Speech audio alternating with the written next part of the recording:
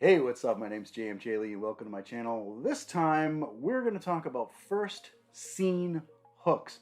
I'm not talking about the first chapter or the first line or anything like that. I'm talking about specifically the first scene. Now, a scene could take up your entire chapter, maybe, or it could be one part of your chapter separated by a little scene break, however you want to do it. What's special about the first scene? And you've got as many paragraphs as you care to use for your first scene. That's the beauty of it. But here's where you need to kind of hook your reader into this first glimpse of your story, first glimpse into your main character. And I see this happen too often, unfortunately, where this simple, I don't want to call it a rule because it's not a rule. You know, when you're writing, it's hard to define. You have to do these. These things are rules, right? So I'll just say method. Okay. It surprises me that this method is not used all the time, all the time, and it's showing what's interesting about your main character. What's unique about your main character? So on my channel, we talk about fantasy fiction. I write urban fantasy, sometimes I write high fantasy. Whatever flavor of fantasy that you're writing, your character may be special in some way. Now, maybe you're doing the whole chosen one, uh, the whole chosen one trope, right? And maybe they're not special yet, but there has to be something interesting about them, even if they are insufferably mundane. So imagine someone that is just normal to the point of boring, and you think, well, how can I show how interesting they are until the inciting incident, right? When the whatever comes down and says, you're the chosen one to do the thing, right? Whatever. How do I show that? In that case, I would lean into the boring. Lean into the boring and show just how, ugh, you know, the minutia and the the morose of just kind of shuffling through their life, their day, or whatever, before the thing comes and falls into their lap. You must rise to the occasion. Lean into it. Make the boring interesting by playing it up so much, and you're creating sympathy for the character now, right? And that's what makes them interesting. Or let's look at something more incredible, like The Incredibles, the Disney's movie The Incredibles. Now, here's an interesting thing that they chose to do. They went with a scene that I would consider a prologue, and that is the whole beginning of the movie where you see Mr. Incredible and Elastigirl, right? Frozone, and they're fighting a supervillain, right? Things go wrong, superheroes retire. Fast forward years later, you see Bob Parr is now working in his tiny little cubicle, right? That sort of thing.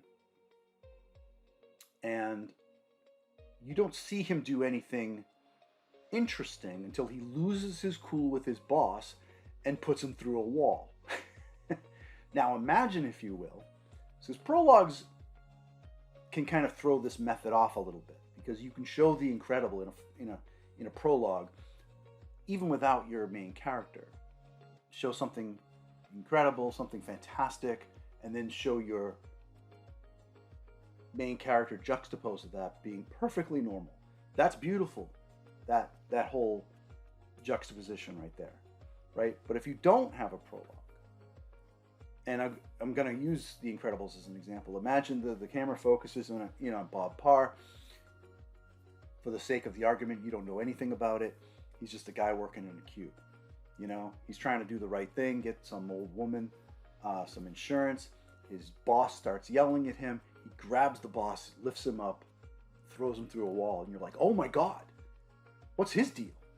And then you find out he's a superhero. And then you find out, oh yeah, the superheroes had to go into hiding or retire and do all this kind of stuff. And you get the backstory shown as the story kind of unfolds. there's two ways to go about telling that story, with the prologue and without.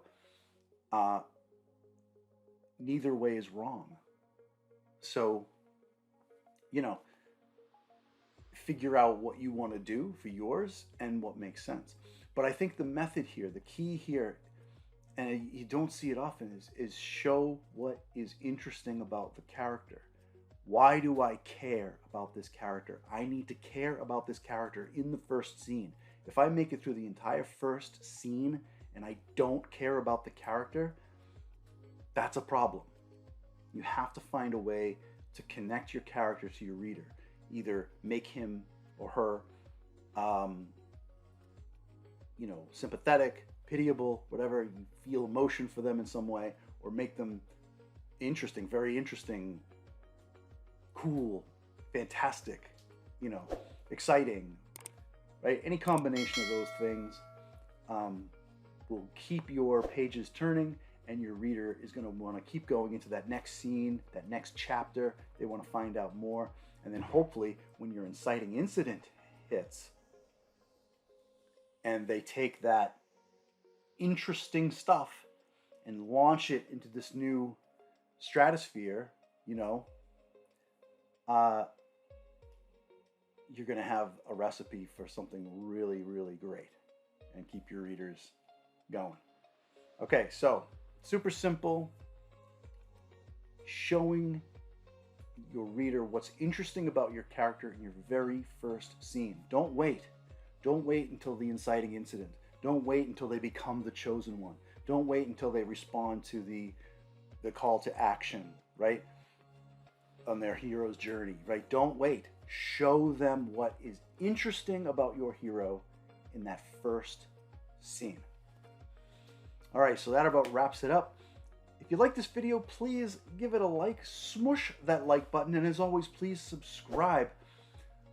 You can follow me on a plethora of different platforms. I'm pretty active on Blue Sky, Threads, and Facebook these days, but the links to all my socials are in the description.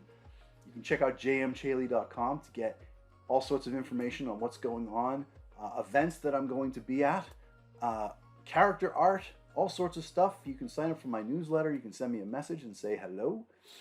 I'm very good about corresponding with people. If you do reach out, I will correspond back. All right. Thanks for watching. I'll see you next time.